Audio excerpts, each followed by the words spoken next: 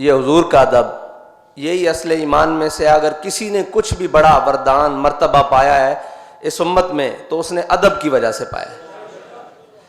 جب حضور ہجرت کے لیے تشریف لے کر جا رہے تو حضرت صدیق اکبر کبھی آپ کے آگے چلتے، کبھی آپ کے دائیں چلتے، کبھی آپ کے بائیں چلتے، کبھی آپ کے پیچھے چلتے، بس اچانک دوڑ پڑتے۔ تو حضور نے فرمایا صدیق یہ بھی کوئی چلنے کا طریقہ ہے؟ تو کہا حضور جب میرے دل میں خیال آتا ہے نا کوئی آپ پہ آگے سے حملہ نہ کر دے تو میں آگے کی طرف دوڑ پڑتا ہوں، جب خیال آتا ہے کوئی دائیں سے حملہ نہ کر دے تو میں دائیں کی طرف دوڑ پڑتا ہوں، اور جب خیال آتا ہے کوئی بائیں سے حملہ نہ کر دے تو میں بائیں کی طرف دوڑ پڑتا ہوں، اور جب خیال آتا ہے کوئی پیچھے سے حملہ نہ کر دے تو میں پیچھے کی طرف دوڑ پڑتا ہوں۔ یہی ہر امتی کے لیے فرض ہے کہ جب بھی وہ حضور کی عزت اور ناموس کے لیے جہاں سے اس کو شک ہو کہ یہاں سے میرے نبی کی عزت پر حملہ ہو سکتا ہے وہ اس جانب اپنی جان مال سب کچھ لے کر چل پڑے۔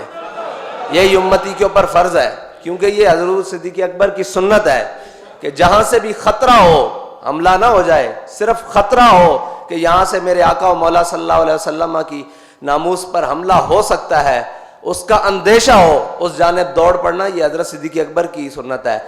اور وارفتگی سے دوڑ پڑنا، دیوانہ پن سے دوڑ پڑنا، یہ حضرت جناب صدیق اکبر کی سنت ہے۔ حضرت امام محمد سے کسی نے پوچھا کہ جناب آپ اتنے بڑے عالم کیسے بنے؟ آپ فرمانے لگے کہ مجھے خواب میں زیارت ہوئی حضرت آدم علیہ السلام کی۔ حضرت آدم علیہ السلام نے فرمایا بیٹا قرآن سناؤ۔ کہتے میں نے قرآن پڑھنا شروع کیا، اور پڑھتے پڑھتے جب میں پہنچا وَعَصَىٰ آدَمُ رَبَّهُ فَغَوَىٰ تو یہ آیت میں نے چھوڑ دی۔ جب میں نے یہ آیت چھوڑ دی تو میں پڑھتا رہا، جب میں نے ختم کیا تو حضرت آدم علیہ السلام نے پوچھا امام محمد آپ نے یہ آیت کیوں نہیں پڑھی؟ انہوں نے کہا حضرت میں نے، آپ اولو العزم رسول ہیں، میں نے آپ کے ادب کی وجہ سے یہ آیت نہیں پڑھی۔ تو حضرت آدم علیہ السلام نے فرماتے ہیں امام محمد کے مجھے سینے سے لگایا اور تمام علوم عطا کر دیے، یہ ادب کی وجہ تھی۔ اب حضور کی محبت اور صحابہ کا ادب، اس پر قبیلہ بنی عمر میں جب سید عالم صلی اللہ علیہ وسلم صلح کے لیے تشریف لے گئے، نماز کا وقت ہو گیا، مؤذن نے اذان دی، نماز حضرت صدیق اکبر پڑھانے کے لیے کھڑے ہو گئے۔ دوران نماز دو باتیں ہیں، ایک بات ہے کہ حضور نماز میں موجود نہیں ہے، صحابہ کا خیال کدھر ہے، اور ایک بات ہے کہ حضور نماز میں موجود ہیں تب بھی صحابہ کا خیال کدھر ہے، دھیان کدھر ہے، نگاہیں کدھر ہیں، صرف دھیان نہیں نگاہیں بھی کدھر ہیں اور خیال بھی کدھر ہے۔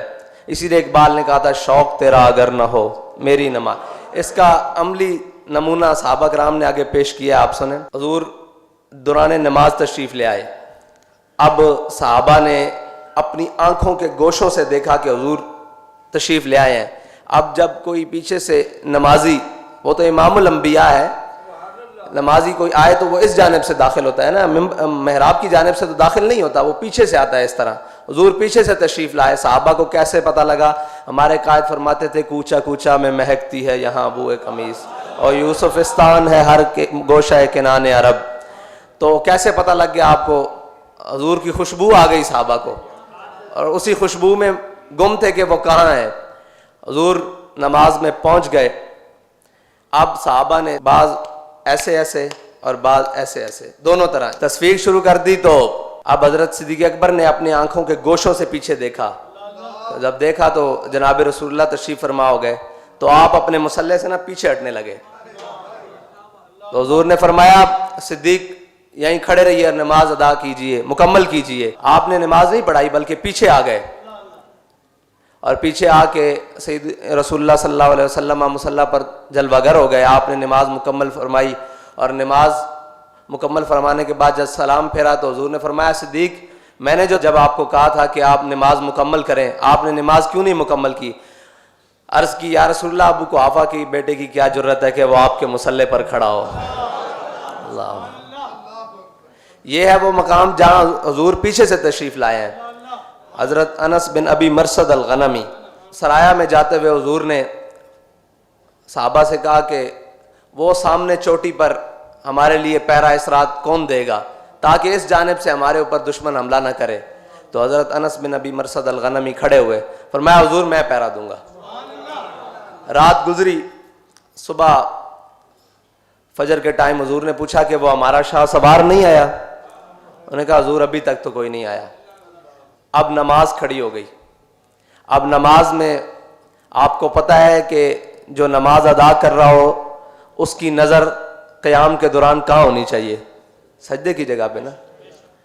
لیکن آئے ہائے صحابہ کی نظریں کہاں ہیں؟ دیکھیے صحابہ کہتے ہیں حضور نماز کے دوران سامنے جھاڑیوں میں دیکھ رہے ہیں. حضور تو جھاڑیوں میں دیکھ رہے ہیں، صحابہ کہاں دیکھ رہے ہیں؟ وہ حضور کی آنکھوں کی طرف دیکھ رہے ہیں. حضور پیچھے سے آئے، ان کا دھیان حضور کی طرف. حضور سامنے کھڑے ہیں، حضور سامنے دیکھ رہے ہیں، ان کا دھیان پھر حضور کی طرف. شوق تیرا اگر نہ ہو میری نماز کا امام، میرا قیام بھی حجاب، میرا سجود بھی حجاب. اسی لیے اقبال نے کہا مغز قرآن روح ایمان جانے دیں. قرآن میں بار بار ہے واقیم الصلاۃ واقیم الصلاۃ، تو یہ ہے مغز قرآن کہ حضور کی محبت میں حضور کی جانب دیکھا جا رہا ہے، اور حضور اپنے غلام کی جانب دیکھ رہے ہیں جو حضور کی ناموس کی حفاظت کے لیے ساری رات پہرا دینے کے لیے گیا ہے. اللہ اکبر. یہ ہے حضور کی ناموس پر، حضور کے دین پر کام کرنے کا ایک چھوٹا سا صلہ کہ نماز میں حضور اپنے غلام کی جانب دیکھ رہے ہیں. نماز ختم ہوئی، سامنے جھاڑیوں میں سے ایک شاہ سوار نمودار ہوئے. حضور نے فرمایا وہ ہمارا شاہ سوار آ گیا. تیری ہر ادا پہ ہے جاں فدا، مجھے ہر ادا نے مزہ دیا. حضور نے فرمایا، اب ہمارے قائد فرماتے تھے حضور نے پوچھا کہ راتی ستے رہے ہو یا پہرا دیندے رہے ہو؟ میں نے کہا حضور قضائے حاجت واسطے یا وضو واسطے تھلے اترے ہیں، باقی ساری رات گھوڑے دے اتنے پہرا دیتا. تو حضور نے پھر دعا دیتی. اللہ